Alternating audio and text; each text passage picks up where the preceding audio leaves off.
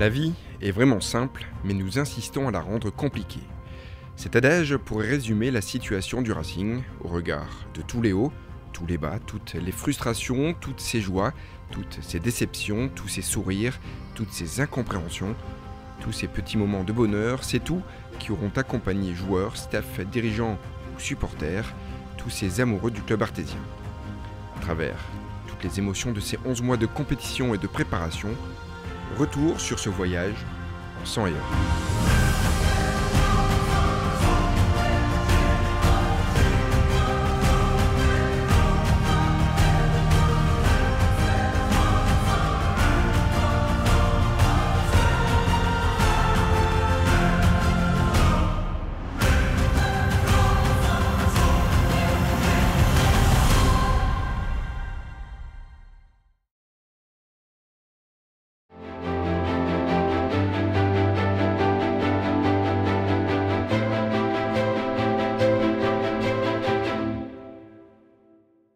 Profitez les gars d'être ensemble, prenez du plaisir.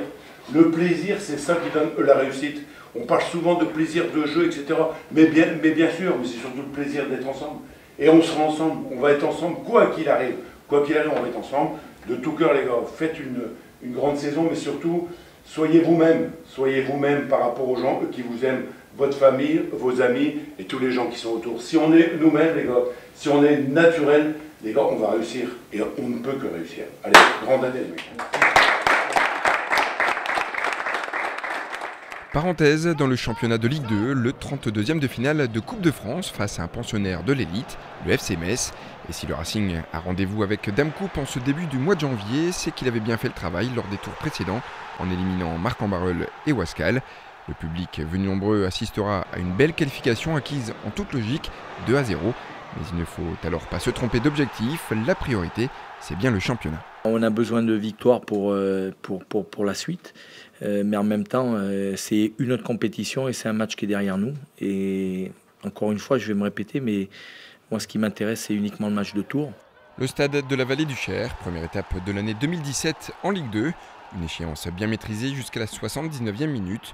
Le Racing mène encore 2-0, mais il va se faire peur en fin de rencontre en se compliquant la vie. Les Tourangeaux vont d'abord réduire le score, puis égaliser. Un but salvateur de l'opportuniste Zedatka rendra le sourire au clan artésien. Cette victoire permet alors au sang et or d'occuper la deuxième place. Une situation et un classement qui malheureusement vont quelque peu changer dans les semaines qui suivront.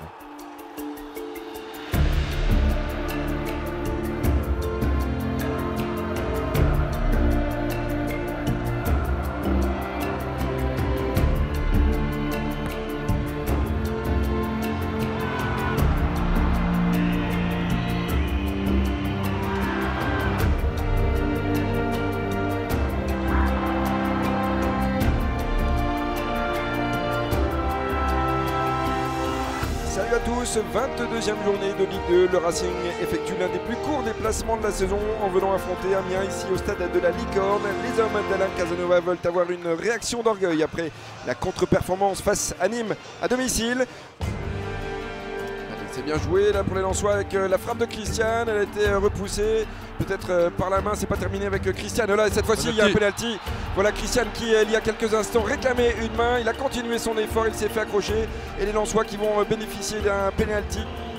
Christian face à Régis Gautner, la prise d'élan, c'est frappé, le contre-pied parfait qui permet au Racing de mener 1-0, le 8e but de la saison de Christian qui s'est fait justice lui-même, qui a pris le temps lors de sa course d'élan avant de fixer le gardien. Attention dans l'axe. Sur la surface de réparation. Ouais, l'égalisation de Mamillon. Oh là là. Attention, pas de faute dans la surface de réparation. Le coup du filet pour la tête. Oh, et le deuxième but amiénois. Catastrophe pour les Lensois.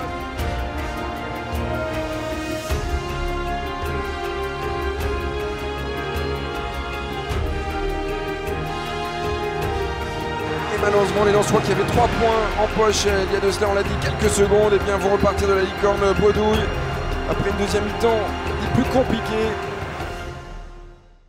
C'est lors de ces 2 défaites que l'on a aperçu pour la première fois sous les couleurs sang et or 2 des 4 recrues du mercato hivernal.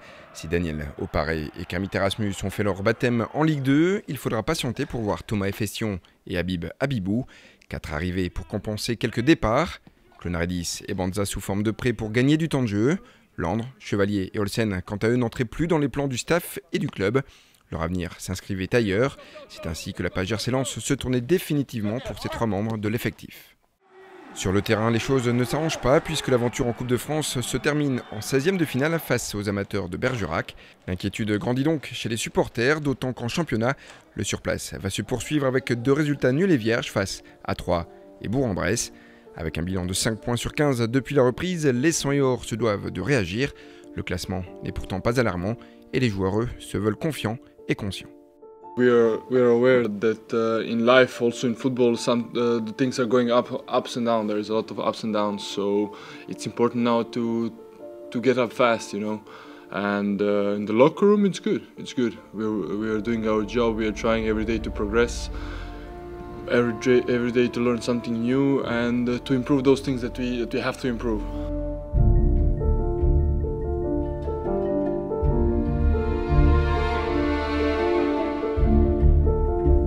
Le contraste entre ces images est net, elles n'ont pourtant qu'une semaine d'écart. Les sourires du coup de sifflet final de Clermont laissent place aux images de déception après la défaite à Orléans. Cet accroc au soir de la 26e journée fait naître quelques doutes dans l'esprit des amoureux du Racing. Il faudra rapidement sortir du flou dans lequel les sang et or sont plongés depuis la trêve hivernale.